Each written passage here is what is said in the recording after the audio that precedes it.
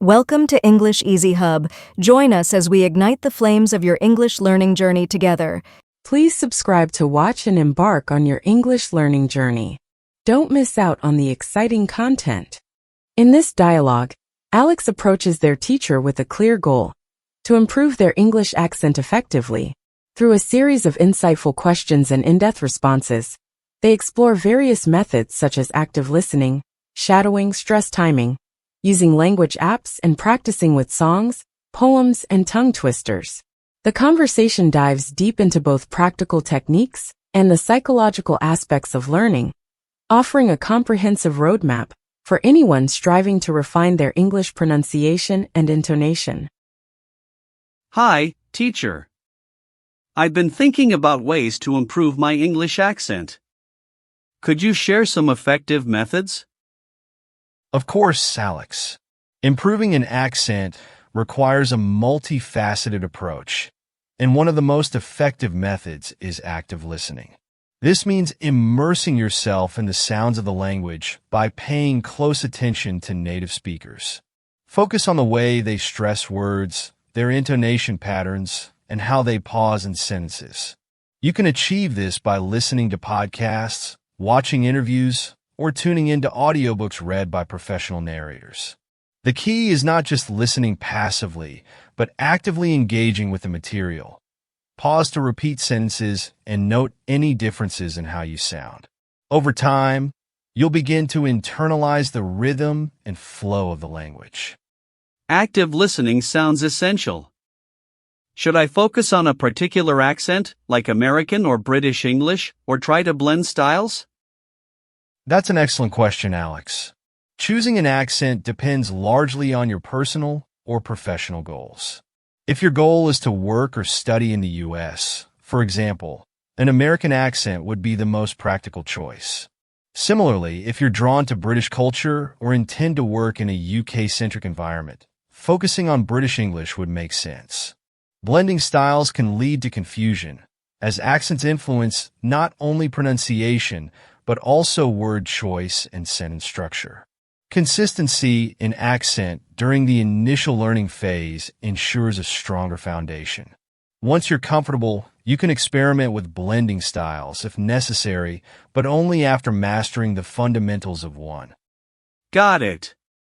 Should I shadow native speakers? And how do I know if I'm mimicking them accurately? Absolutely, shadowing is a powerful technique. When you shadow, you're essentially repeating what you hear almost simultaneously with the speaker. This allows you to replicate their pronunciation, intonation, and even pace. Start by selecting short audio clips, preferably no longer than 10 to 15 seconds. Play the clips several times, focusing on the speaker's delivery, and then repeat immediately after them. Record your attempts and compare them to the original. Pay attention to specific elements. Are your vowels elongated in the same way? Is your intonation rising and falling in sync with theirs?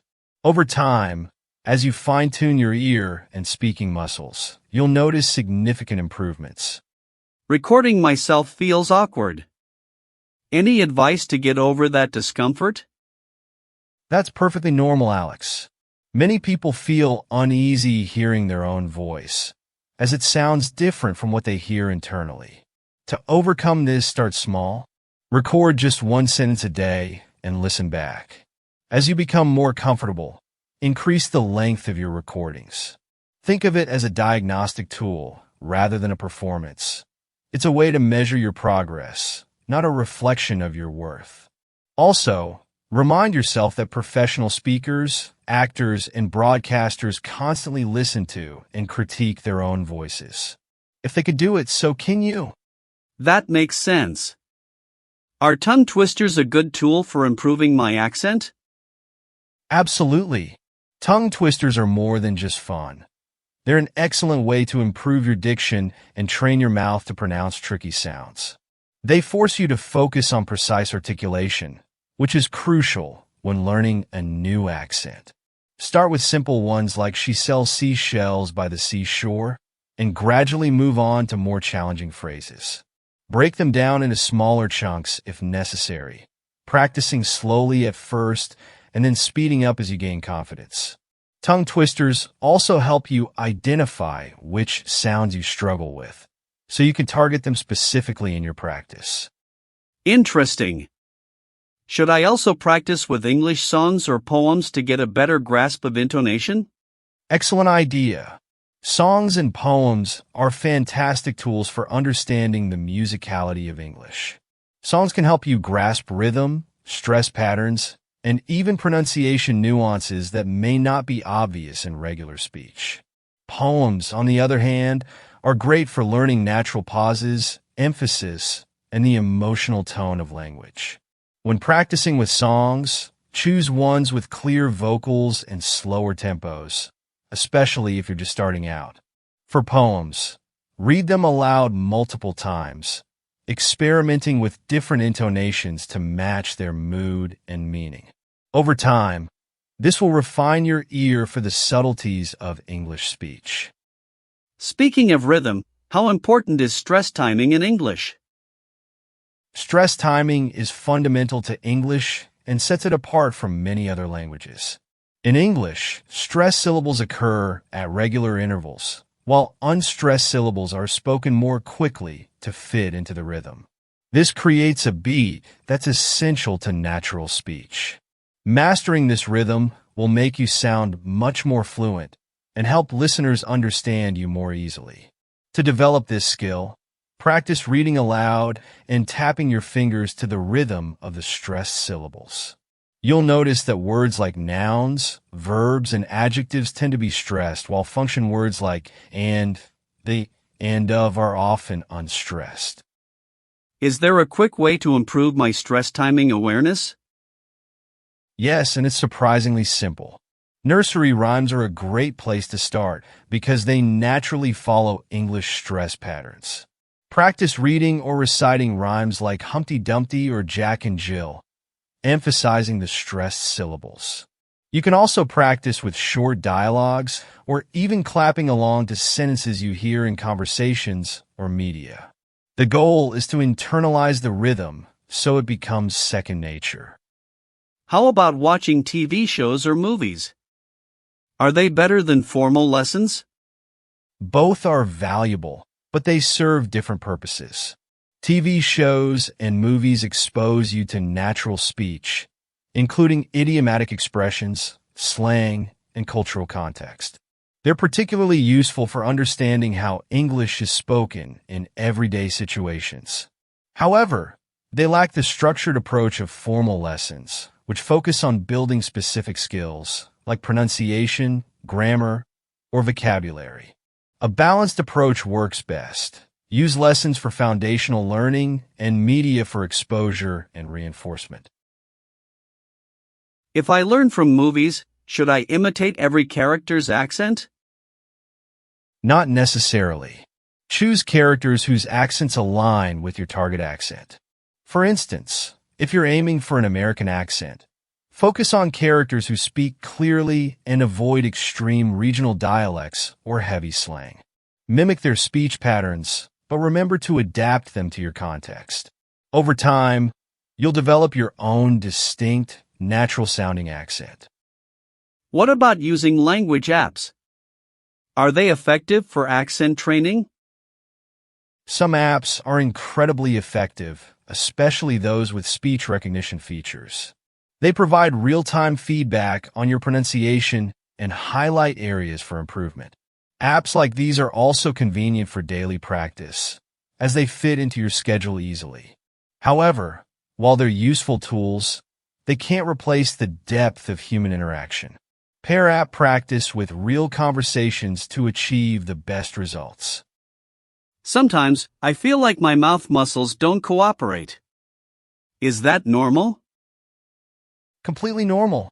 Speaking a new language requires retraining your mouth muscles to produce unfamiliar sounds. Think of it like learning to play a musical instrument. It takes consistent practice to develop muscle memory. Engage in articulation exercises like exaggerating vowel and consonant sounds or practicing specific combinations, such as TH and R. Over time, your muscles will adjust and those sounds will feel more natural. How can I ensure my pronunciation remains consistent when speaking spontaneously? Consistency comes from transitioning from controlled to spontaneous speech.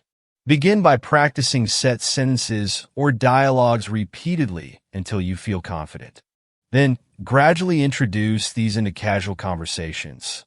Recording and reviewing these sessions can help you identify any discrepancies and correct them. The key is to stay mindful of your pronunciation without overthinking, which might disrupt your natural flow. That's helpful. Finally, how do I maintain motivation during this long process?